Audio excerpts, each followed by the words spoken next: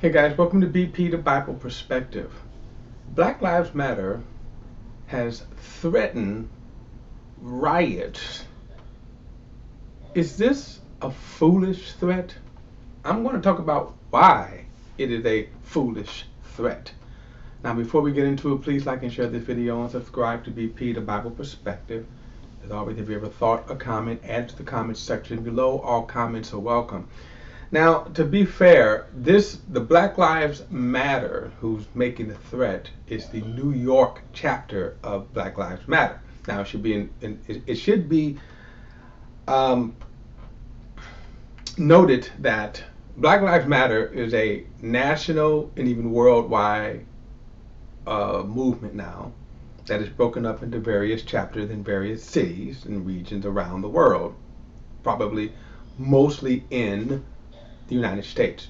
So when we talk about the Black Lives Matter, and then now the headlines here that the Black Lives Matter is threatening riots, we should be very clear that we're talking about the New York City chapter, not the national chapter. And that's very important because I know the enemies of the social justice movement would love to paint the national organization as violent. Now, I'm going to address whether or not should they, the national, what should the national, or how the national organization should address this in another video. But what I want to kind of break down here is when you have a particular chapter as the New York City chapter that is now threatening violence.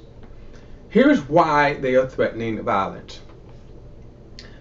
The mayor-elect, Eric Adams, has, I guess, vowed to bring back the anti-crime units of New York City.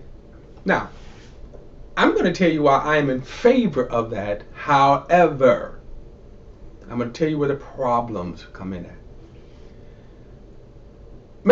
Elect Mayor Adams is a former police officer, so he's pro-police. What I'm interested to hear is how is he going to administrate the crime units? Now let me go back and tell you why I'm in favor of the crime units. Violence is up in all cities, and especially New York cities, Chicago, Los Angeles, San Francisco. So crime is up. So the bigger question is, how do you deal with that? Now the other problem is that the reason why the national chapter, the New York City chapter is threatening violence is because of the police brutality. And that is a fair charge. New York City, not recently, but just in the last couple of years, had to abolish their stop and frisk policies. The stop and frisk policies rain terror by the New York City police over Black and Hispanic citizens. Now, what was the stop and frisk policy? Pretty much, it is a nice police tool, you could say. But of course, like with all laws, they should operate under the Constitution. The New York stop and frisk violated grossly the constitutional rights of its citizens. Now, at first they said, well, we didn't target a particular race. And that made it even worse because had they targeted a particular race, at least you could correct that.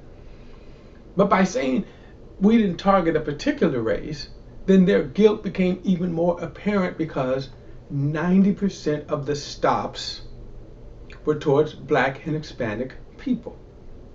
86% of the stops yielded no probable cause, any cause for the rest. No crime was committed, no drugs were found, no guns, no weapons, absolutely nothing.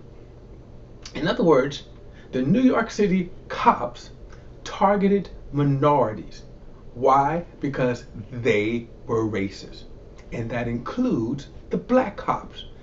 This is another segment, but just because you're a cop, and a lot of black cops treated African Americans even worse than their white counterparts. And there's a whole lot of reasons for that. Mainly because when you know you can abuse a certain segment and get away with it, you will. But the point about the New York City stop and frisk, of course, is that it revealed just how bad this policing process was. And so it was shut down by the U.S. Supreme Court. Now, anti-crime units were the same. These little crime units, sometimes you see them on TV shows like The Shield and other Chicago PD. These are crime units that they are tasked, or you can even call them police intelligence units. Now, let me tell you, those units, they work well because they specifically know how to solve crimes. So when people complain about the drive-by shootings and stuff, these crime units know where to go, who to find. The problem is that when you have racists who are part of these crime units, when you have bad cops, criminals themselves, who are part of these units, they abuse good citizens.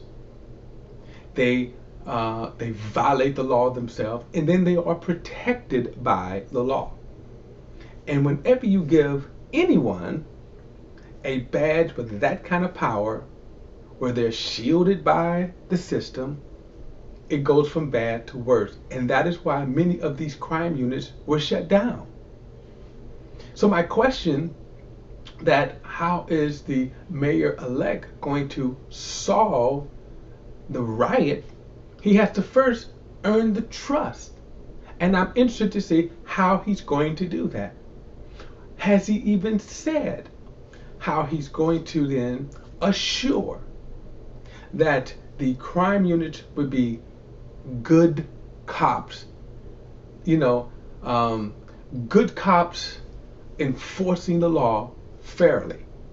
If he can assure that, I think he can get the people behind him, because people are tired of the rampant rise in crime, but they are equally tired of being abused by the very system that's supposed to protect them. How is he going to assure, the citizens of New York that the police will be under control? Well, there's only one way he could do that: by assuring them and saying to the police, first and foremost, you better act right or we're going to come after you. That you yourself will be subject to criminal prosecution if you violate citizens' rights. If you violate the law, we're not going to be a shield for you. We're not going to be a cover for you. You see, these kind of authorities, mayors, police captains, can be the first line of defense in police reform. They just don't. Forget about the police unions. They're just vile and corrupt, most of them. But the police captains can say that. The police captains can say to the officers, we will stand behind you as long as you are enforcing the law within the law. But when you violate good citizens, think about it. The New York City stop and frisk 90% of the time stop black and brown people for no cause.